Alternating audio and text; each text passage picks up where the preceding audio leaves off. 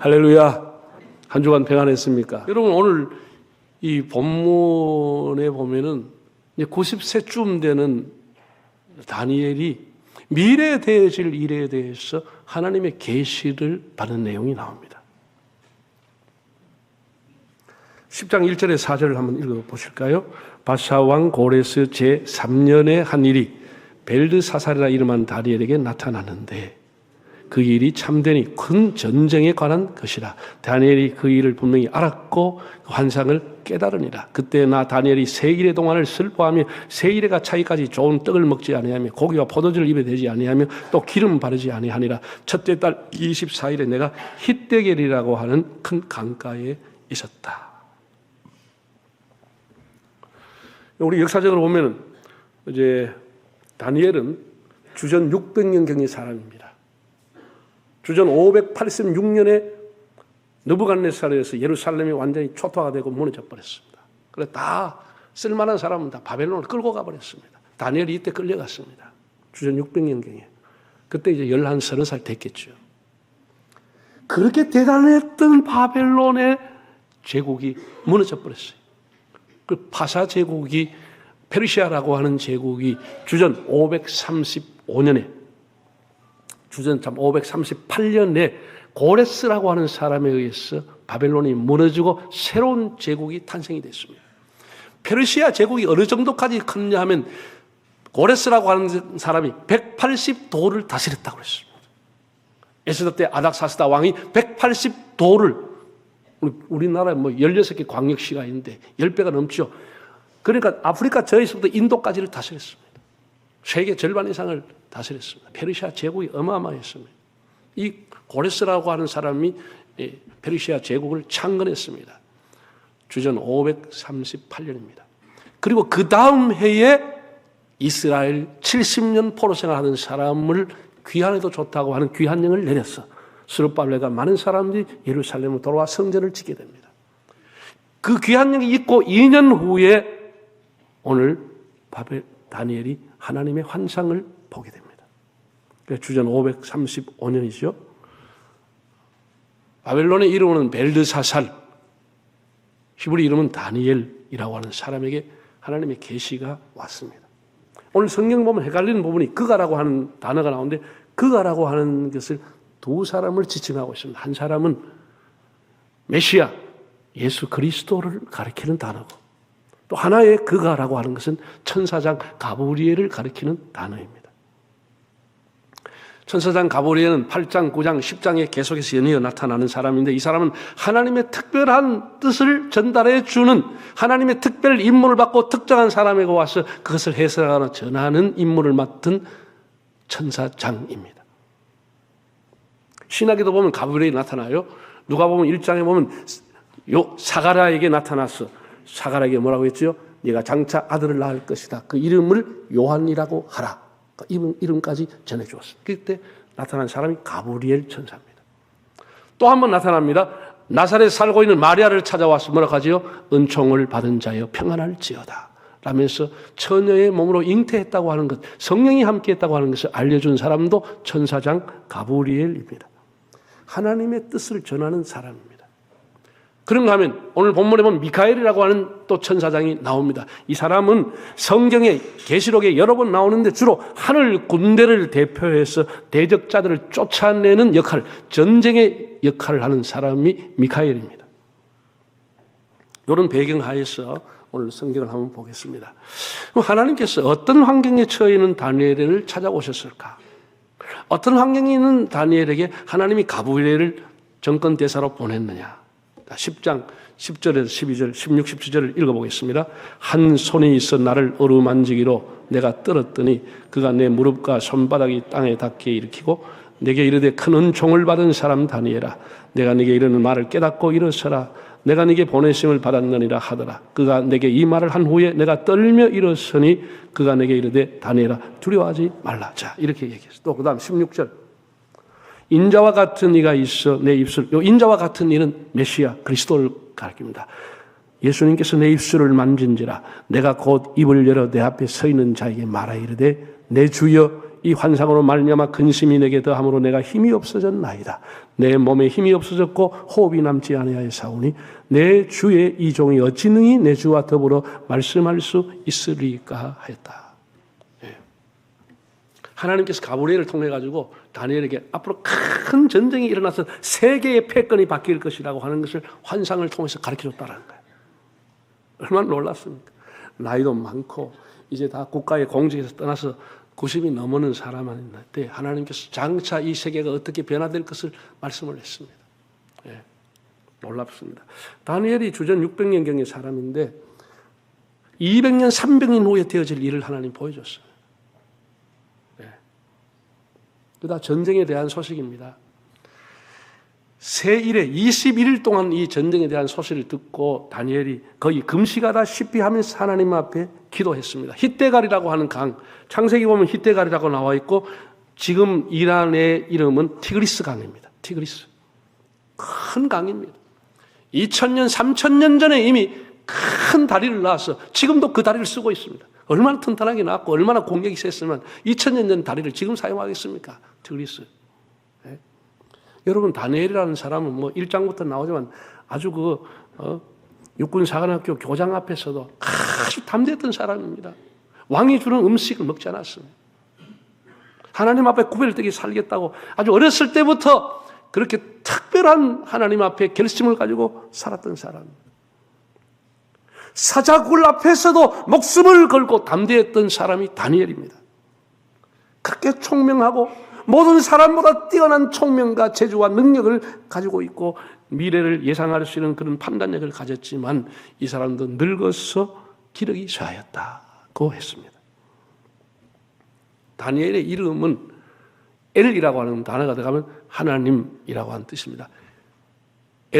다니엘이라는 것은 하나님은 나의 심판자다 그런 뜻입니다. 그 다니엘이 자기 이름대로 하나님 앞에 심판받는 심정으로 늘 살았습니다.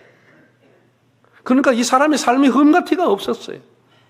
훌륭한 공직자였습니다. 훌륭한 정치 지도자였습니다. 그리고 또 예언자였습니다.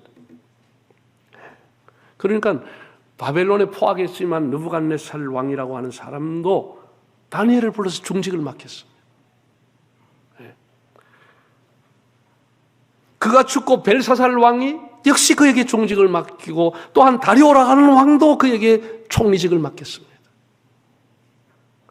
그 바벨론이 패해버리고 나라가 무너져버리고 새로운 나라인 페르시아 제국이 들어섰는데도 고레스라고 하는 왕이 다니엘에게 또 중직을 맡깁니다. 세상에. 예? 여러분 지금도 이란에 가면은 다니엘의 무덤이 성역화되어 있습니다. 예. 다니엘은 이스라엘 사람이에요. 이란이라고 하는 것은 무슬림이 지금 살고 있잖아요. 거의 100%가 종교 국가입니다. 다른 종교 허락하지 않아요. 호메인이라고 하는 제일 높은 사람이 대통령 위에 그 사람이 있습니다. 완전히 종교 국가입니다. 그 사람이 대제사장으로 있습니다. 모든 공직자들 그 사람 말을 따라야 됩니다. 그런 종교 국가예요. 그런데 남서쪽 수산 공터, 에스더의 주무대였던 한때 페르시아 제국의 왕궁터였던 수산 공터 옆에 다니엘의 묘가 지금도 있습니다. 한번 볼까요? 화면을 통해서 이게 다니엘의 묘입니다. 이슬람 지역에 다니엘의 묘가 있다니까요. 한번 봐요. 그 다음 사자굴 앞에서 담대하게 창가에서 하나님을 앙망하고 있는 다니엘의 이런 그림들이 다 있습니다. 또 한번 볼까요? 아주 막 보석을 가지고 다니엘의 무덤을 꾸며놨습니다. 또 사람들이 거기 와 줄 서가 다니엘의 무덤에 손잡고 기도합니다. 예, 이게 다냐? 또 있어요? 예. 이 다니엘의 무덤의 길이가 18m예요. 굴처럼 만들어놨어요. 굴처럼. 다니엘이 18m는 아닙니다. 18m의 굴로 휘황찬란하게 아랍어로 딱 적어놨는데 왜? 신비한 능력과 예언가이기 때문에 존중하고 있는 것입니다. 존중하고 있는 것입니다. 그만큼 지금도 대단하지요. 그러나 다니엘이 생존했을 때 우리가 여러분 성경을 보시면 알지만 다니엘은 수많은 편견의 차별을 받고 자랐습니다. 무슨 포로 주제, 네 출신 성분이 어디 조그만 나라에 있으면 와가지고 말해 이 대국에 와서 너희 잘났다고 아니 뭘 안다고 얼마나 편견과 선입견과 차별을 받고 자랐겠습니까? 사람 취급 못 받았죠. 그의 이력이나 그의 출생 성부가 전부가 그가 크는데 다 장애가 됐습니다. 그러나 워낙 사람이 깨끗하고 워낙 총명하니 워낙 반듯하니 역대 왕들이 그를 중용할 수밖에 없게 됐던 것이죠. 모든 사람이 시기하고 질 때도 중용할 수밖에 없게 된 것이죠. 지금도 모든 공직에 물러나 일선에 있지만은 하나님께서 찾아오시고 가브리엘 천사장을 보냈습니다. 200년, 300년 후에 되어날 일들을 다니엘에게 보여줬습니다. 세상에서는 점점 잊혀져 가지만은 하나님 앞에는 잊혀지지 않는 존재가 됐습니다. 우리가 하나님 앞에 낙심하지 아니하고 우리가 비록 약하고 부족해도 믿음으로 살아가면은 사람은 우리 곁을 떠나도 하나님은 우리 곁에 와 계시는 줄 믿습니다.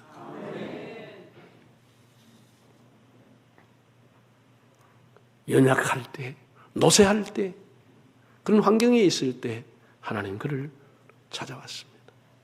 네. 그리고 하나님께서 다니엘 뭐라고 불러줬습니까? 하나님 뭐라고 불렀죠? 자, 11절, 18절, 19절 읽어보겠습니다. 내게 이르되 큰 은총을 받은 사람 다니엘아, 내가 네게 이르는 말을 깨닫고 일어서라. 내가 네게 보내심을 받았느니라 하더라. 그가 내게 이 말을 한 후에 내가 떨며 일어서니 또 사람의 모양 같은 것 하나가 나를 만지며 나를 강건하게 하여 이르되 큰 은총을 받은 사람이여 두려워하지 말라. 평안하라. 강건하라. 강건하라고 했다라는 것입니다. 큰 은총을 받은 사람 다니엘아.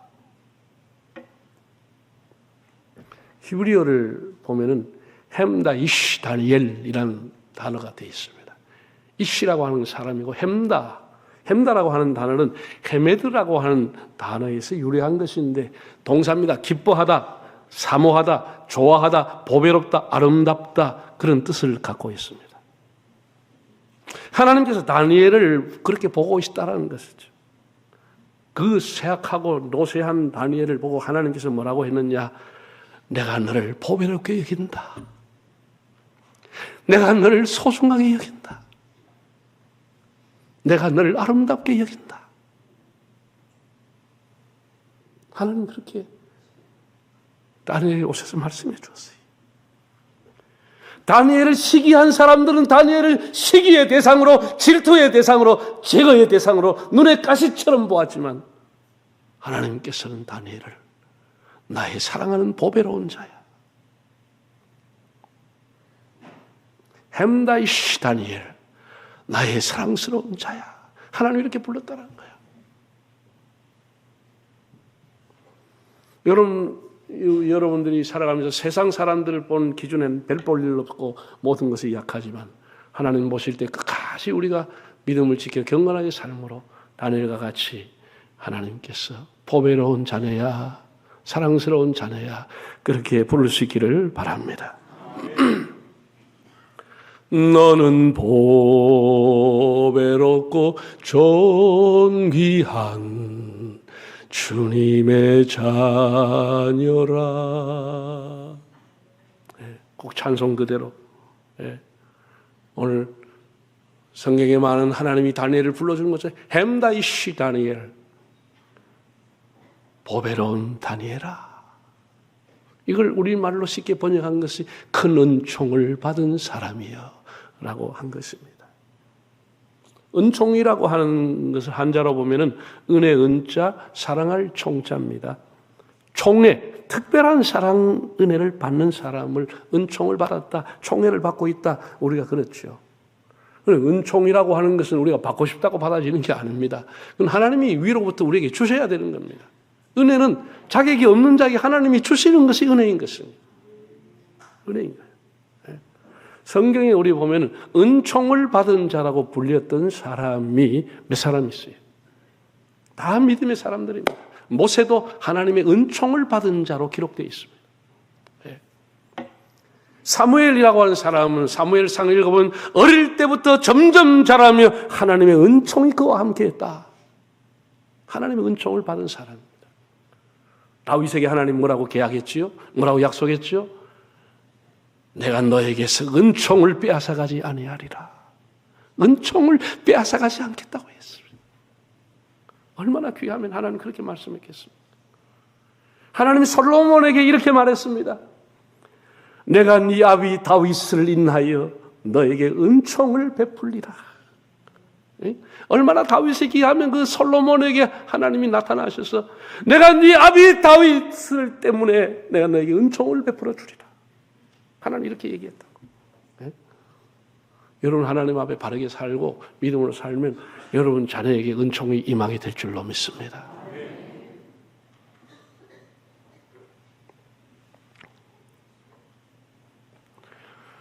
나사렛에 살던 마리아에게 가브리엘 천사가 와서 인사했죠. 은총을 받은 자여 평안할지어다. 은총을 받으니까 성모가 되는 거 아니겠습니까? 사도 바울은 로마서 5장에서 이렇게 말했습니다. 우리가 아직 죄인 되었을 때, 우리가 하나님과 죄악 때문에 원수가 되었을 때, 우리가 연약할 때 그리스도께서 우리를 위해 십자가에 죽으심으로써 하나님이 우리를 사랑한다는 것을 확증해 주셨다라고 했습니다. 우리가 하나님의 사랑 받을 자격 없지만 주님께서 우리를 보배롭게 여기시고 우리를 사랑스럽게 여기시고 우리를 불러 구원해 주신 겁니다. 얼마나 감사합니까? 하나님이 보배로운 자여, 큰 은총을 받은 자여 이렇게 다니엘을 불러줬다는 것입니다. 마지막 세 번째는 하나님의 은총을 크게 받은 자에게 하셨던 말씀이 뭡니까? 하나님 세 가지 말씀을 줬어요. 19절 한번 읽어보실까요? 이르되 큰 은총을 받은 사람이여 뭐 하지 말라? 두려워하지 말라. 또 평안하라. 강건하라. 그가 이같이 내게 말하며 내가 곧 힘이 나서 이르되 내 주께서 나를 강건하게 하셨사오니 말씀하옵소서. 하나님 얼마나 다니엘을 사랑했는지 다니엘에게 이렇게 말했다는 거예요. 두려워하지 말아라. 왜 그랬을까요? 장차 일어날 전쟁에 대한 환상과 계시를 깨달았던 다니엘이 두려움에 빠졌습니다. 성경에 보면 힘이 하나도 없고 호흡이 남지 않았나이다 할 정도로 기운이 빠지고 두려워했습니다. 일평생 하나님 앞에 경건하게 기도하며 살았던 다니엘을 또 전쟁에 대한 소식을 들을 때 호흡이 끊어질 것 같은 죽을 것 같은 두려움에 휩싸이게 되었다 했습니다. 앞으로 이제 여러분 다니엘이 받은 계시가 뭐예요? 그 어마어마하게 예루살렘 성을 무너뜨리고 하나님의 성전을 불태웠던 잔악한 느부갓네살의 왕조 바벨로니아가 다 무너졌습니다. 고레스에 해가지고 페르시아라는 새로운 어마어마한 나라가 들어섰습니다. 그 나라가 망하리라고 아무도 예언하지 못했습니다. 근데 하나님께서 다니엘에게 헬라라고 하는 나라가 일어날 것이다. 그리스라고 하는 나라가 앞으로 일어나서 이 페르시아를 무너뜨릴 것이다. 헬라의 시대가 올 것을 하나님이 수백 년 전에 다니엘에게 알려준 것이에요. 그러니 이 전쟁의 소식을 듣고 다니엘이 두려워 떨었다는 거예요. 왜? 전쟁이 사람을 그냥 둬요? 다시 예루살렘에 돌아가서 성전을 짓고 있던 그들에게 전쟁이 임했을 때 그 예루살렘 성이 다시 무너지게 될 것이고 수많은 사람이 죽거나 포로로 잡혀가고 또다시 종교적인 핍박을 받을 걸 생각할 때 자기들의 후손을 생각하면서 다니엘이 두려워했다는 것이죠. 여러분 만약 여러분 중에 6.25를 경험해서 그냥 1.4.5 때 보따리 하나 주고 그냥 콧물 찔찔 흘리며 도망갔던 사람이 다시 그 전쟁이 온다고 하면 여러분 얼마나 두려워하겠습니까?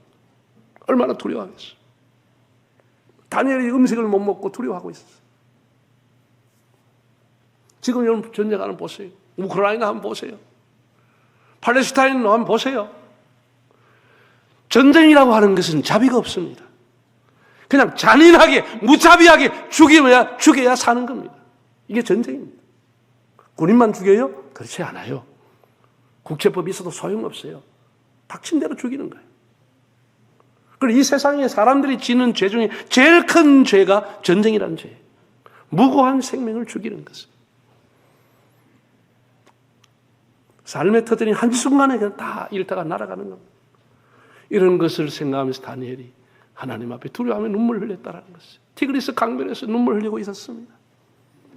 하나님께서 그에게 오셔서 하셨던 말씀은 두려워하지 말아라. 두려워하지 말아라. 여러분 우리가 세상 살아가면서 얼마나 힘든 일이 많습니까? 코로나 끝나고 난 뒤에 뭘 회복될 줄 알았는데 경제가 회복이 안 돼요.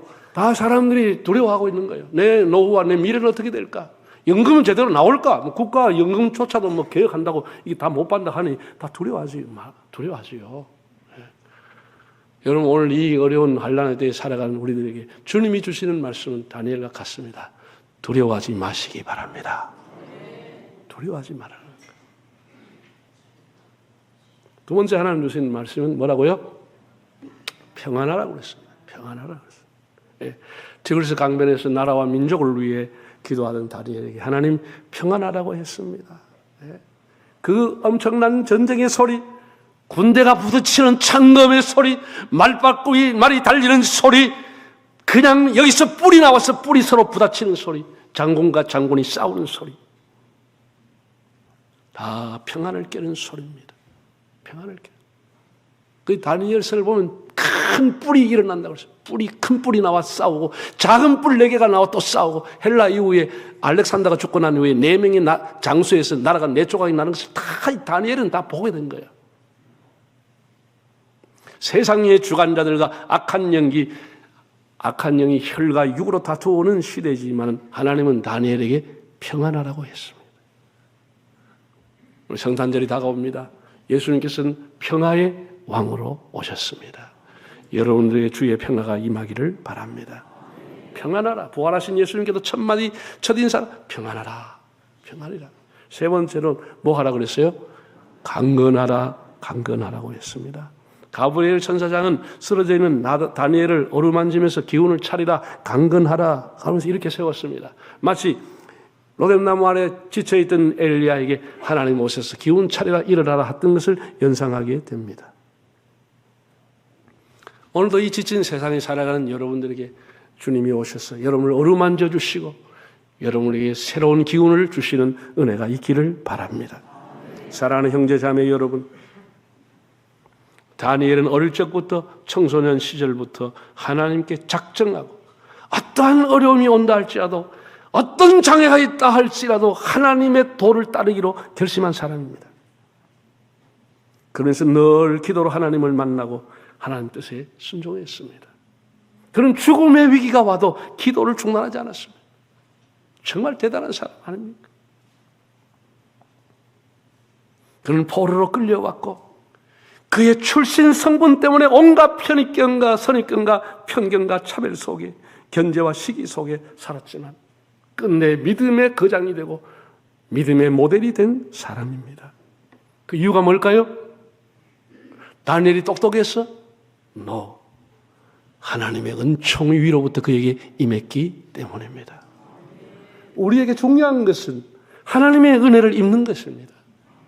우리가 하나님 앞에 기도하고 신실한 믿음 생활을 통해서 하나님의 은혜를 입게 되면은 우리 삶 역시 다니엘과 같이 하나님 끝까지 돌보아 주십니다. 하나님 그 노쇠한 다니엘을 보시면서